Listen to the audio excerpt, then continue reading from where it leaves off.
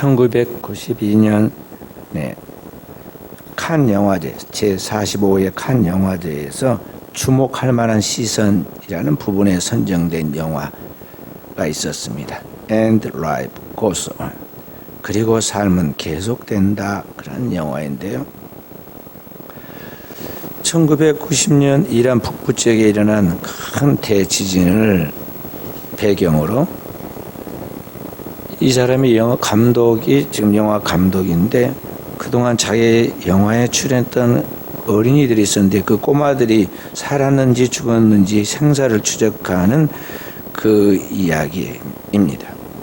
영화 감독이 어린 아들과 함께 감독의 부자가 함께 이제 출연해서 이 자기 영화에 출연했던 그 소년들을 추적해 나가면서 이 어린 아이들과 자기 영화에 출연했던 아이들을 찾아 떠나면서 나오는 그런 내용들이에요. 대단한 이야기가 아니고 소소한 삶의 이야기입니다. 지진으로 65명의 친척을 다 잃어버린 상황 속에서도 살아남은 젊은이가 자기의 짝을 찾아서 결혼식을 올리는 신혼부부 이야기. 여동생과 조카 셋을 다 잃어버리고도 월드컵 경기를 보기 위해서 남인천에 안테나를 세우는 청년의 이야기 등등의 이야기를 그대로 있는 그대로 거기에 보여주면서 그 영화를 통해서 감독은 인간이 당하는 많은 역경과 고난이 있지만 그 속에서도 이 삶을 극복해 나아가는 평범한 한 보통 사람들의 삶의 이야기를 여기에 보여주면서 삶은 계속된다. 어떤 환경과 역경 속에서도 인간에게 주어진 그 삶은 살아가게 되고 살아내야 한다는 것을 보여주고 있는 그런 이야기입니다. 그래서 그러한 이야기를 통해서 오늘 우리에게 주는 메시지가 뭐냐면 그래서 우리도 함께 살아내자. Let's live on. 같이 우리 함께 살아가자. 그런 교훈을 우리에게 이야기해 주고 있습니다. 이 세상 사람들은 많은 역경과 고난들을 바라보면서 우리들이 근황 가운데 좌절하지 않고 삶을 살아가는 것을 귀하게 생각하고 공감합니다. 그리고 그렇게 우리도 용기를 갖고 살아갈 것을 격려하고 이야기하죠. 그러나 성경은 그 정도에서 머무른 것이 아니라 아예 처음부터 우리는 하나님의 정하신 하나님의 뜻이 있는데 그 하나님의 뜻을 알고 그 뜻을 따라 살아가므로 이 세상의 모든 역경과 환난들에 대하여 그것을 우리가 얼마든지 극복해 나갈 뿐만 아니라 그들의 삶을 통해서 다른 사람들에게 생명을 공급해주는 통로의 역할, 빛의 역할, 생명의 역할을 해야 한다고 가르쳐 줍니다. 삶은 계속된다는 영화에서 이야기해 준 것 같이 그 이야기가 우리에게 용기를 주는 것은 그것입니다. 우리가 어떤 역경 속에서도 자신의 삶에 최선을 다하며 하나님도 인간의 삶의 모든 부분을 도와주신다. 그런 이야기예요. 영어로 말하면 do your best and God will do the rest. 최선을 다해라. 나머지는 하나님께 맡겨라. 그런 이야기인데요.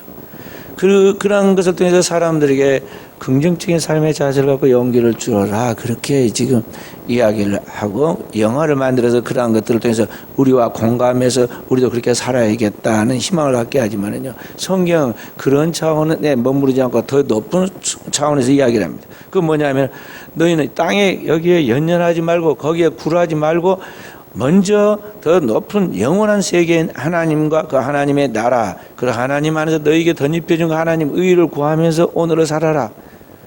내일을 염려하지 말아라. 그리고 오늘의 최선을 다하면 하나님께서 내 삶의 모든 미래는 이 모든 것들에게 다해 주신다. 가르쳐주고 있어요. 영어로 하면은 그렇게 말씀해요. Do your best. But you seek first His kingdom and His righteousness, and all these things will be added to you. 너희는 먼저 하나님의 나라와 의를 구하라. 그리하면 이 모든 것을 너에게 더해 주신다. 질적으로 차원이 다른 이야기입니다. 하나님의 나라와 의를 처음부터 구하고 그 원칙대로 그 법대로 규례를 따라 나아가면은 물이 되었든 불이 되었든 어떤 삶의 환경이 되었든 그것에 영향을 받지 않고 세상에 영향을 주는 자로서 물 위를 걷든지 물을 가르든지 죽음이 오든지 삶이 오든지 그걸 통과해서 내 삶의 미래를 하나님이 책임을 져주시는데 내 삶의 모든 것들을 가장 좋은 하나님 보시기에 최상의 베스트로 만들어주신다. 그런 이야기. 그래서 우리 그리스도인은 그냥 단순한 인간의 사는 재미에 거기에 용기를 가는 것이 아니라 하나님이 주신 하나님의 약속, 하나님이 우리에게 주신 그 영원 하나님의 나라의 꿈을 가지고 오늘을 살아가면서 우리의 삶의 문제들을 하나하나 타개하고 그 영향력, 그 삶을 타개해 나가는 힘으로 내 삶만이 아니라 가정을 그리고 민족을 세계를 살리는 역할을 해야 한다는 것을 성경이 우리에게 가르쳐주고 있어요. 그래서 우리는 이러한 하나님의 꿈, 하나님이 우리 신앙의 가정들에게 주는 이 민족적인 세계적인 꿈을 가지고 오늘을 살아갈 때 오늘 우리 자신도 복이 되고 다음 세대도 축복이 되는 것입니다. 부모는 항상 자녀가 잘 되는 게 누구나 마음의 소원인데 소원대로 됩니까? 그러나 실제로 소원대로 된 것을 소원보다 더 큰 축복을 받은 것을 성경이 우리에게 가르쳐주고 있어요. 출애굽한 이스라엘 백성들이 만고풍상의 고난을 다 겪고 약속의 땅 가나안으로 들어갑니다. 그러나 실제적으로는 그들이 육신적으로 고생한 것이 없습니다. 영적인 싸움, 마음의 고생을 하긴 했지만은요, 육신적인 고생한 거 없어요. 출애굽할 때도 하나님 능력으로 출애굽했고, 홍해를 가르고 나오는 것도, 애굽의 군대를 멸하는 것도, 광야에서 40년 동안 거기에서 굶주리 않고 먹고 살고 가나안 땅을 정복한 것도 다 하나님 은혜로 된 거예요. 그들은 한 가지 뭐 있느냐, 딱 한 가지뿐이었습니다. 광야에서 하나님께서 모세를 통해 이스라엘 백성을 주신 그 하나님의 율법, 십계명의 말씀을 가지고 그 말씀을 삶에 적용하기 위해서 주야로 그 말씀을 묵상하고 그 계명을 삶에 실천하면서 낮이고 밤이고 그것만 훈련했어요. 40년을 훈련을 하고 한 세대가 가고 다음 세대가 가나안 땅에 들어갑니다. 근데 가나안 땅에 들어간 그 후손들도 아무것도 한 것도 없는데 큰 땅을 소유하게 되었고 그 땅이 적국군의 땅에서 하나님의 축복을 누리게 되죠. 어떻게 이스라엘의 1세대뿐만 아니라 출애굽한 1세대뿐만 아니라 2세대, 3세대까지 계속해서 하나님의 이 축복의 주인공들이 될 수 있었느냐? 이유는 딱 한 가지였어요. 출애굽한 1세대 믿음의 조상들이 그 후손들에게 부지런히 말씀을 익혀가지고 훈련하는 것을 다음 세대인 자녀들에게 믿음의 유산을 남겨주었고 그 믿음의 유산을 이어받은 자녀들이 그 믿음의 원칙을 따라서 믿음의 삶을 살았더니 그들의 삶에 하나님의 은총과 축복이 나타났다는 것이죠. 그리고 나중에 가서 그러한 삶이 흐트러지니까 다른 모든 일들이 어려워지고 재앙이 다가오고 심지어는 그 땅에서 다시 토해서 쫓겨나가서 그래서 바벨론의 포로가 되는 이야기가 나옵니다. 출애굽은 1세대가 그 다음 세대까지 하나님의 축복을 받은 이야기를 여호수아 23장 31절에 이렇게 말합니다. 이스라엘이 여호수아가 사는 날 동안과 여호수아 뒤에 생존한 장로들 곧 여호와께서 이스라엘을 위하여 행하신 모든 일을 아는 자들이 사는 동안 여호와를 섬겼더라 그래서. 그러니까 출애굽한 이 이스라엘 백성들 중에 이제 그들을 이끌고 가나안 땅에 들어간 사람이 여호수아인데 여호수아가 사는 동안 그리고 여호수아와 함께 신앙으로 그를 보필해서 잘 이끌었던 믿음의 종들 생존한 장로들이 하나님을 믿었고 하나님을 만났고 하나님께서 행하신 모든 것을 경험했어요. 그래서 그 하나님을 경험한 믿음이 있기 때문에 믿음의 삶을 다 지키고 나갑니다. 그래서 그것을 알고 그것을 보고 그것을 따라서 살았던 그 다음 세대인 자녀들까지는 잘 믿음을 지키고 큰 어려움 없이 성공적인 삶을 살았고 복을 받았다는 거예요. 그래서 가나안 땅에 거기에 7 부족을 몰아내고 그 땅에 이스라엘 12 민족이 거기에 나라를 신앙의 나라인 기독교 신앙의 그런 제국을 건설하고 거기에서 오시는 메시아의 나라의 그런 준비를 모형을 갖추게 된 거예요.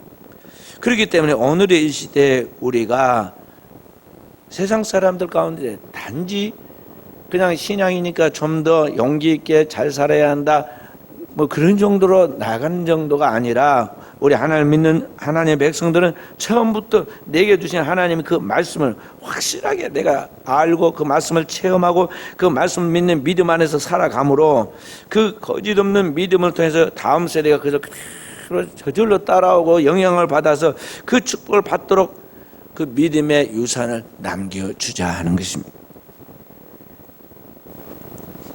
그렇게 신앙 안에서 하나님의 꿈을 우리가 성취하고 그것을 이루어서 다음 세대 축복으로 나눠주려면 우리에게 뭐가 필요하느냐? 하나님 앞에서 1대1의 만남의 확실한 체험을 갈 수 있도록 이 기도의 과정을 통과해야 돼. 어느 하나님의 백성으로서 여러분과 제가 하나님의 말씀이 내 안에서 인카네이션, 성육신에서 그 하나님 말씀으로 그리스도의 형상을 이루고 내 안에서 그리스도가 보여지고 나타나고 그 영향력이 나타나고 그 하나님의 모든 영적인 파급이 나타나려면요, 오늘 우리가 내 자신을 쳐서 깨뜨리고 내 안에서 그리스도의 새 생명이 흘러나오도록 생명이 갖춰지도록 해야 하는데, 그게 뭐냐면 자신을 쳐서 복종시키는 자극이 뭐냐면 그게 기도예요. 기도 위에 다른 방법으로 자기를 깨뜨리는 방법이 뭐가 있겠어요? 돌멩이를 갖고 와서 자기 머리를 꽁꽁 찔 거예요? 아니면 망치를 갖고 와서 자기를 깨뜨릴 거예요?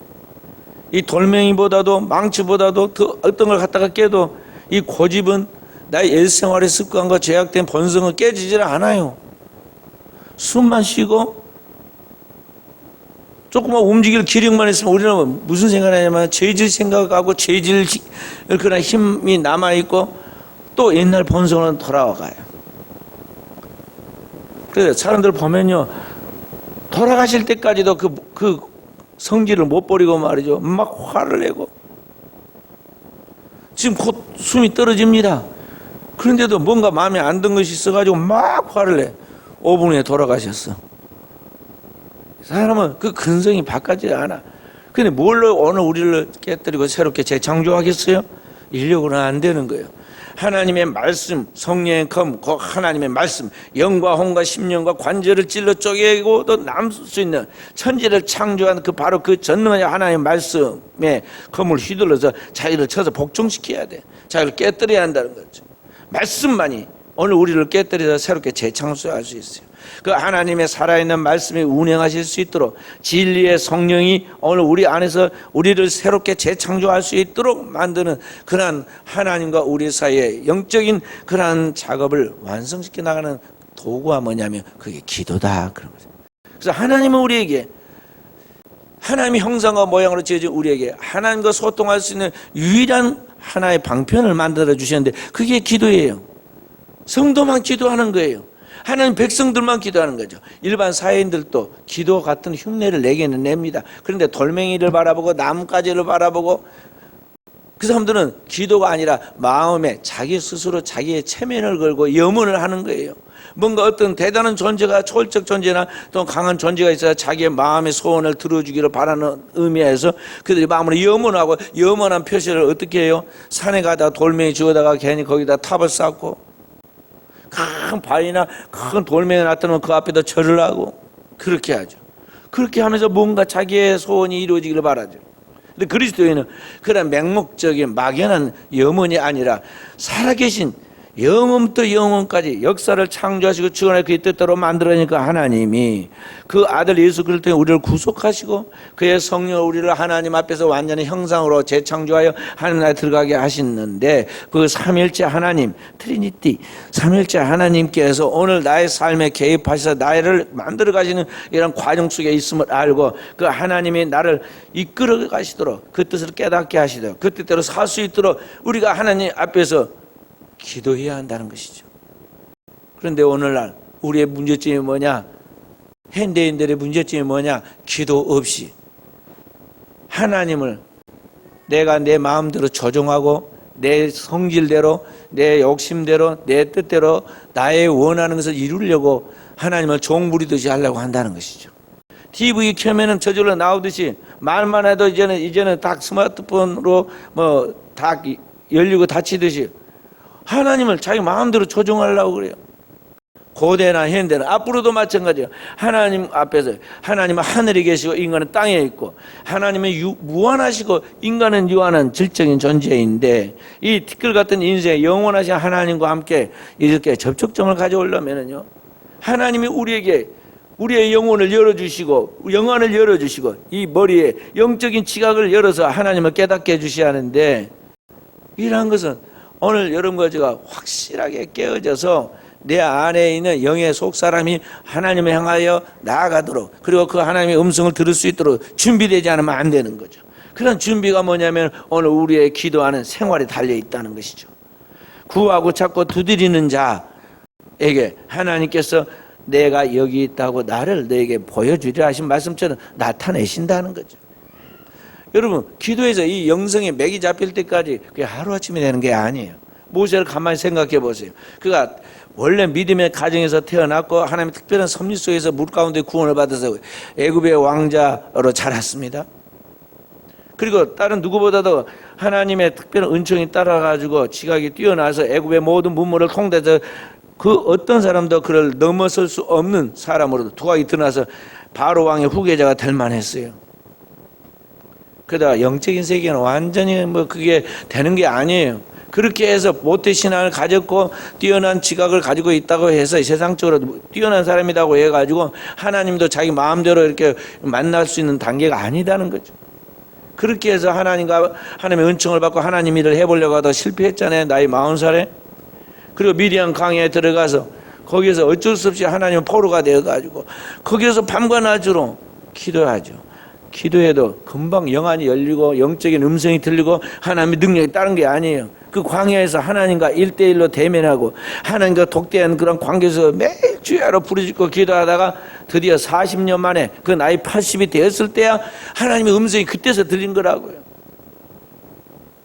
그러니까 그 많은 수준에 왔고 영성이 축적되었고 그 많은 이제 영적인 영역이 갖춰지니까 불꽃 가운데 임하신 주님이 보였고 그 자기 끈을 찾아오신 주님의 음성을 듣게 되었고 그 주님의 음성을 들었을 때 자기를 향한 하나님의 뜻이 무엇인가를 깨달아서 그 앞에 반응할 수 있었던 거예요. 그게 하루아침에 된 게 아니다 이 말이죠. 그래서 오늘 우리 그리스도인들이 쉽게 하나님 은혜를 받으려고 하지 말아요. 그래서 사단의 시험에 들어갑니다. 유혹에 빠질 수가 있어요. 마귀는 언제나 십자가의 고난 없이 부활의 영광을 누리라고 말하고 십자가 없이 너희가 하나님의 아들로서의 이 모든 만국의 영화를 누리라고 우리를 유혹한다는 걸 알아야 돼요. 반드시 그리스도인은 예수 그리스도처럼 십자가를 통하여 부활의 영광을 이루고 하나님 나라의 은총을 받게 되었고 있어요. 오늘 우리가 주님과 함께 죽고 주님과 함께 살아가는 이 과정을 통과하기 위해서는 그래서 그리스도인은 하나님의 말씀을 붙들고 주야로 기도하고 나아가는 가운데 내 안에 하나님의 거룩한 영적인 것들이 쫙 열리는 거예요. 그리고 갖추어지는 것이고 실제로 음성이 들리는 거예요.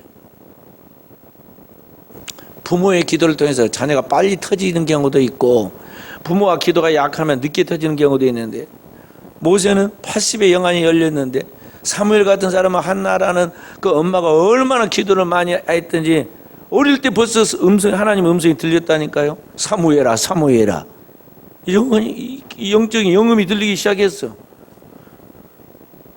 평생을 늙을 때까지 제사장 노릇을 했던 이 제사장 엘리도 하나님의 음성이 안 들렸는데 이 어린 소년인 사무엘은 그 어린 나이에 하나님의 음성이 들렸단 말이죠.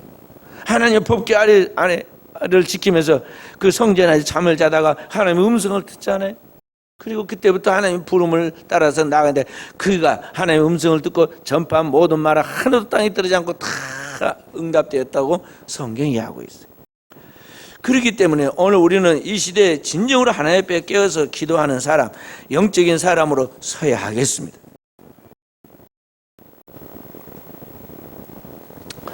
오늘 우리가 하나님 앞에 기도하지 않으면 세상에서 우리가 보이는 마치 예수님에게 만국의 영화를 보여줬던 그것처럼 세상의 행운처럼 우리에게 보여지는 내 인생을 전환시키고 내 인생을 출세시키고 성공시킬 같이 보이는 것들이 내 인생의 최악의 저주가 되고 재앙이 되고 불행이 된다는 것을 우리가 알 수가 있어요. 여호수아 7장 1절부터 26절에 보면 거기에 출애굽에서 가나안 땅에 들어갔던 운 좋은 사나이 아간이라는 사람이 나옵니다. 이 아간은 가나안 정복 전쟁에서 여리고 성이 정복할 때 여리고 성이 점령되는 거예요. 하루에 한 번씩 일주일 동안 6번 돌고 그 다음에 제7일 되는 날 하루에 7번을 도는 외칠 때 여호와께서 이 성을 우리에게 주셨다 하고 믿음으로 외칠 때 실제로 성이 무너져 내리는 것을 경험하고, 그러한 가운데 이스라엘 백성들이 혼비백성한 그 여리고 성에 있는 주민들을 밀고 들어가 가지고 그 땅을 순식간에 점령을 하는 주인공이 되었어요.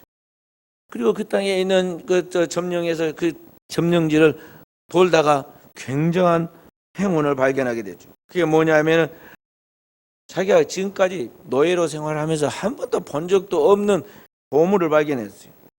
시날산의 아름다운 외투 한 벌과 은 200세겔과 그 무게가 50세겔이나 되는 황금 덩이 하나를 발견했어요. 오늘 우리로 말하면 로또 복권 당첨된 것과 같은 거예요. 그래서 누가 있나 보니까 마침 사람이 주변에 없어요. 아무도 없어요. 그래서 얼른 그것을 가져다가 아무도 보지 못하게 파묻어 두었습니다. 나중에 찾아가려고. 그런데 나중에 그것이 이스라엘 백성들이 멸망하는 그런 원인이 되었고, 그것 때문에 오늘 이 아간은 그와 그의 가족이 죽임을 당하는데 동포들의 손에서 돌에 맞아서 죽습니다. 그리고 얼마나 그 비명소리가 컸던지 거기 막 아골골짜기, 괴로움의 골짜기에서 막 살려달라고 그러는데 그 백성들이 돌로 치잖아요. 그 자기들의 죄를 짓지 않게 해서 그것을 증거로 삼고 그에게 돌을 던졌고, 그 부르짖는 소리를 그들을 괴롭지만 들으면서 그것을 하나의 충고로 삼았어요. 아무도 그때 본 사람이 없습니다. 그렇지만 사람은 속였지만 하나님은 속일 수가 없었습니다. 제비를 뽑았어요. 왜 이런 일이 생겼는가? 이스라엘 12지파를 놓고 제비를 뽑았더니 유다 지파가 뽑았고, 유다 지파를 놓고 쭉 제비를 뽑았더니 이 아간이 나중에 당첨이 됐어요. 그래서 아간에게 여호수아가 물어봅니다. 솔직하게 말해라. 무슨 일이 있었느냐? 왜 하나님께서 이스라엘 백성들 축복하지 않고 가나안 정복 전쟁에 여리고도 단숨에 무너뜨렸는데 그 10분의 1도 안 되는 저 조그만 이 아이성에 우리가 대피하게 되었느냐? 하나님께서 우리 가운데 죄가 있다고 하는데 너가 그 바로 주인공이라 한대요. 나는 모르겠다. 너 솔직하게 말해봐라. 그러니까 아간이 말했어요. 예, 사실은 이랬습니다 하면서 방금 이야기한 그러한 자기가 숨겨둔 이야기를 합니다. 후세의 경고를 삼도록 하는 게 그걸 보여준 거예요. 그로부터 500년 후에 엘리야와 엘리사 시대로 이제 역사는 바뀌고 가나안 땅의 주인공이 된 이스라엘 백성들 중에 유명한 엘리사 선지자가 등장을 하죠. 엘리사를 이어서 그 후계자가 될 사람으로 지정된 사람이 게하시인데, 이 게하시가 엘리사 선생님을 모시는 가운데 시험을 만난 이야기가 나옵니다. 열왕기하 5장 20절부터 25장 1절부터 27절까지 쭉 나오죠. 거기 보면은 게하시라는 이 사람이 뭘 보게 되느냐 하면, 이스라엘을 괴롭게 했던 나라의 주변에 아람이라는 나라가 있었는데, 아람의 군대 장관 유명한 나만이라는 장군이 찾아와서 자기의 주인 이 엘리사에게 자기에게 나병이 있으니 문둥병이 있으니 이것을 고쳐주시오 하고는 오면서 예물을 가져왔는데, 예물을 엄청나게 가져왔어요. 낙이 10필에다가 아람 나라의 최고의 가치 있다는 보물은 다 가지고 왔어요. 하루 벌어 하루살이 하듯이 게하시가 맨날 기도만 하고 나가서 뭐 특별히 농사를 짓거나 일은 안 한 이 엘리사 선생님을 먹여 살려야 하고 자기 생활을 해가야 하는데, 항상 돈에 쪼달리고 그런 터에 그런 걸 눈으로 처음 봤어요.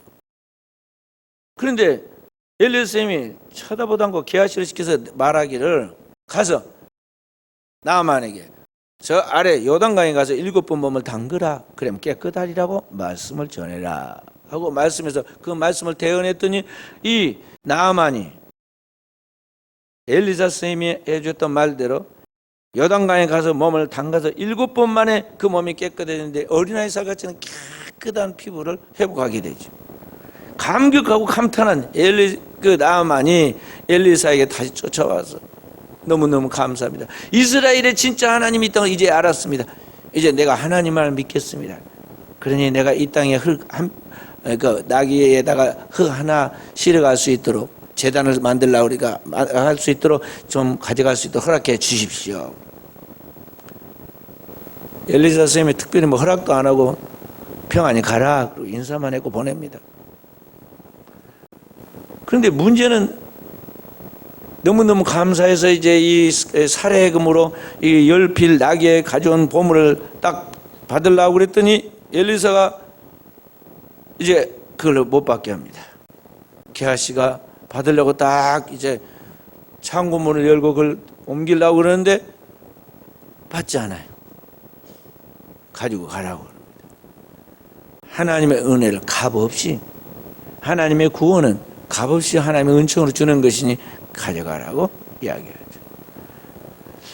그 엘리사가 아무리 생각해도 이게 이해할 수 없는 거예요. 왜냐하면 지금 하루하루 끼니가 어려운데 지금 그렇게 많은 재산을 다 돌려보내야 되니, 이처럼 행운이 들어왔는데 왜 그것을 돌려보내는가, 자기 스승을 이해할 수가 없었어요. 그래서 스승은 그렇게 말했지만 자기는 그걸 용납할 수가 없었어요. 그래서 어떻게 해요? 멀리 가기 전에, 저 동네 밖에 벗어나가지고 멀리 가기 전에 게하시가 쫓아갔습니다. 쫓아가서 막 부릅니다. 병을 낫고 가는 나만은 얼마나 기분이 좋았겠어요.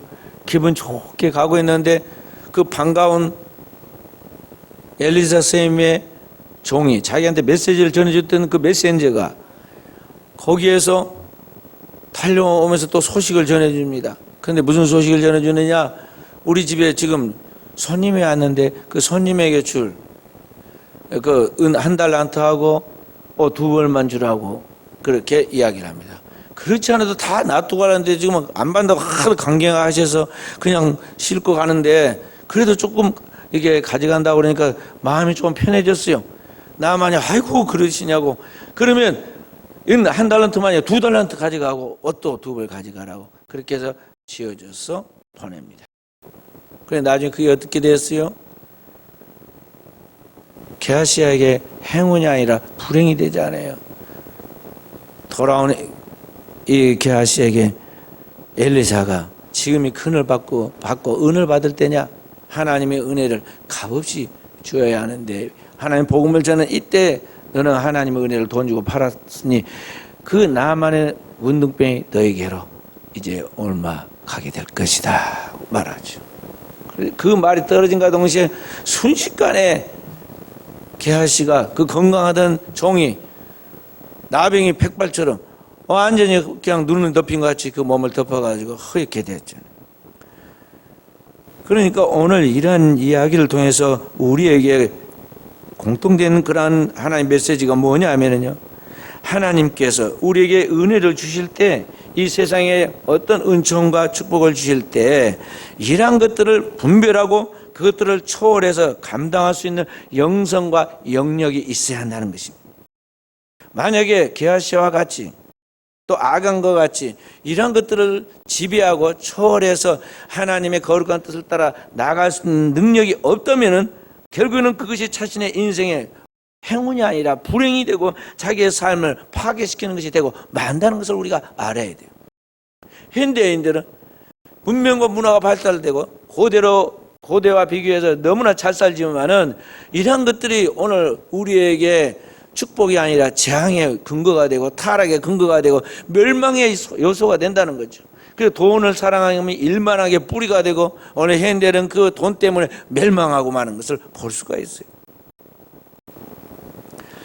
그러므로 오늘 우리 안에 이러한 영성과 영력이 있어서 사물을 분별하고 이런 하나님의 은총과 축복이 무엇인가 하나님의 뜻을 발견하고 그 뜻 가운데 나를 통제하고 하나님을 위하여 나의 몸과 마음, 시간과 물질을 바쳐 살아갈 수 있도록 만들어가는 것은 뭐냐면, 오늘 우리가 하나님 앞에 기도할 때 하나님이 성령으로 우리를 주님의 그 하나님의 사람의 형상과 모양 그리고 하나님의 능력을 갖추도록 만들어 주시고, 그런 영성과 영력이 축적된 그 사람만이 세상에 있는 그 템포테이션, 모든 유혹들을 이길 수 있도록 승리의 삶을 살아가게 만들어가는 것입니다. 그리스도인은 주님의 나라에 갈 때까지는 안심하면 안 돼요. 나는 이 정도 됐으니까 이제는 절대 그러지 않아요. 그거 없어요. 우리는 주님의 나라에 가는 날까지는 항상 자신의 육신에 쳐서 날마다 죽고 복종시키는 그런 작업이 이루어져야 돼요. 사도 바울과 같은 경지에 선 사람도 뭐라고 그랬어요? 고린도전서 15장 31절에 보면 나는 날마다 죽노라 그랬어요. 나는 날마다 죽노라. 내가 그리스도와 함께 십자가에 못 박혔느니 그런즉 이제는 내가 산 것 아니요 내 안에 그리스도가 사신 것이라. 이제 내가 육체 가운데 사는 것은 나를 위하여 자기 몸을 버려진 그리스도를 믿는 믿음하는 것이 사는 것이다. 꼭 고백하면서 날마다 자기를 쳐서 복종시켰단 말이에요. 그래서 우리가 잘 아는 성 바울이 된 것이지, 그냥 이제 성공했다, 이제 대사도로서 인정받았다, 이제 큰일에서 이제 영광 누려야겠다, 그리고 오늘 현대인들처럼 느긋하게 여행 다니고 뭐 다니고 그러고 있으면 그 영성과 영역이 유지돼서 자기를 지킬 것 같아요? 하루아침에 무너지는 거예요. 그래서 주님의 나라에 가는 날까지는 영적 경계를 끊지 말고요. 그래서 오늘 그 말씀처럼 깨어있어, 마귀가 틈을 타지 않도록 깨어있어라고 그랬잖아요. 근신하고 깨어있어라. 그리고 계속 기도를 쉬지 말아야 돼. 우리의 몸은 하나님의 나라에 가기까지 하나님의 성령과 보이지 않는 공중의 권세 잡은 하나님을 대적하고 하늘에서 쫓겨났던 악한 원수 마귀와의 영적 전쟁터예요. 무엇이 우리를 지배하느냐가 오늘 관건이에요. 순간순간 엎치락 뒤치락 한다고요. 엎치락 뒤치락. 마태복음 16장에 보면 시몬 베드로의 이야기가 나옵니다. 주님께서 3년 동안 제자를 훈련시켰던 제자들을 모아놓고 너희는 나를 누구라 하냐 물으시죠. 베드로가 대답하기를 주는 그리스도시요 살아계신 하나님의 아들이십니다 하고 고백합니다. 명쾌한 명대답을, 신앙 고백을 한 베드로에게 주님께서 내가 복이 있다고 말하고 너는 베드로라 이 반석에 내 교회를 세운다. 내가 천국 열쇠를 준다. 음부의 권세를 탈 수 있는 철장 권세를 준다고 축복하시죠. 그리고 그때로부터 비로소 십자가 부활을 통해서 하나님 나라의 영광을 이야기하는데 베드로가 감당을 하지 못하고 그때 예수님을 붙들고 그런 일이 결코 일어나지 않도록 하겠습니다. 그런 일이 있어서는 안 됩니다. 그런 일에 가면 안 됩니다. 하고 예수님을 붙들다가 예수님께로부터 책망받죠. 뭐라 받습니까? 사탄아 내 뒤로 물러가라. 내가 하나님의 일을 생각지 않고 사람의 일을 생각하는도다. 그러니까 오늘 우리 안에 하나님의 일을 생각하는 거룩한 성령의 생각이 있고 또 우리 안에 순간순간 우리에게 마귀가 틈을 타요. 오늘 원수 마귀가 우는 사실은 삼키자를 찾고 있어서 틈을 탄다니까요. 제가 어젯밤에 꿈을 꿨는데요. 높은 황량한 산에 보니까요 여우가 한 마리 있는데 막 갑니다. 저걸 사냥을 해야겠는데 제가 그러면서 저 여우를 사냥해야겠는데 그리고는 제가 그 산에서 그런데 제가 보니까 또 제 가족 같은 양들이 있는데 그 양이 상처를 입지 않고 저 여우를 사냥해야겠는데 그러고 있는데 그 사자가 한 마리 나타나더라고요. 사자가 한 마리 나타나더니 이 사자가 쏠쏠같이 막 이개국적으로 뛰더니 그 도망가는 여우를 꽉 물어가지고는 끌고는 딱 내 앞에 와갖고는 그다 딱 놓더라고요. 꿈에. 그래서 내가 이 세파트 같이 날래하게 딱 물에다가 주인한테 갖다 놓지 딱 놓고 있는 걸 보면서 이게 자치다 했고 이거 늑대보다 또는 여우보다 사나운 이게 내 말 안 듣고 혹시 또 내 양을 건들거나 내 이게 그걸 보호하는 것을 건들면 어떨까? 그러다 꿈을 딱 깼다니까요. 여기 보면은 원수 마귀가 우는 사자처럼 삼킬 자를 찾는다 그랬어요. 여기 삼킨다 그랬잖아요. 삼킨다. 무릎 뜯는다는 게 아니에요. 삼킨다는 거예요. 사막에 있는 사자들, 이 맹수의 세계는요, 이제 맹수의 왕 백수가 딱 있어서 이제 모든 사자 무리를 거느립니다. 수십 마리의 암컷과 함께 새끼들을 다 거느리고 있어요. 이 사자의 왕이 숫사자가 딱 그러고 있는데 이제 나중에 늙으면은 이게 젊은 사자한테 자리를 뺏기고 쫓겨납니다. 그러면 이 늙은 사자는 힘이 없어요. 힘이 없어. 왕년에는 이 산천을 다 지배했던 왕이었지만은 지금 힘이 없어서 저 밀려 나가고 있어요. 그러면 나중에 어떻게 굶어 죽는 거예요. 그런데 굶어 죽으면 안 되니까 살긴 살아야겠는데 힘이 없고 그래서 어떻게 사느냐? 가만히 이렇게 딱 없는 같이 있으면은 그 앞으로 토끼가 지나가든지 아니 힘없는 짐승이 한 마리 지나갑니다. 그 옆에 그 맹수의 왕이 사자가 있는 것을 꿈에도 모르고 지나가요. 그러면 호랑이는 뭐예요? 그 사자는? 사람들이 아무리 늙어도 죽을 때까지 남아있는 게 뭐냐면은 목소리만 남아있어. 그래서 노인들이 목소리만 커. 그리고 마지막 힘은 막 입에서 나오지 않아요. 사자도 마찬가지야. 그 앞에 지나가는 토끼나 그 짐승을 보고는요, 한마디 하면은요, 이게 그 왕년에 이 땅을 지배하던 사자 아니에요? 여행도 위험이 있지만은 그 목소리는 그래도 남아서 왕 하면은요, 오금이 저렸거는 팍 움츠리고 오줌을 저리고 거기 가만히 있습니다. 그러면은 그 이빨 빠져온 사자가 그 토끼를 오물오물 이빨 빠진 우리 할아버지 할머니가 음식을 오물오물 먹듯이 그렇게 삼키는 거예요. 그러니까 원수 마귀는 이미 십자가 위에서 예수 그리스도가 단번에 그 머리를 깨뜨려서 하늘에서 뱀이 번개쳐 떨어진 걸 보았다고 그랬잖아요. 하늘 내쫓겨서 아무 힘도 없어. 그런데 여전히 그는 하나님을 대적하고 하늘로부터 쫓겨나서 하나님 앞에 이렇게까지 나아가는 그런 형태가 남아있기 때문에 원수 마귀가 그런 우는 사자처럼 지금 흉내를 낸단 말이죠.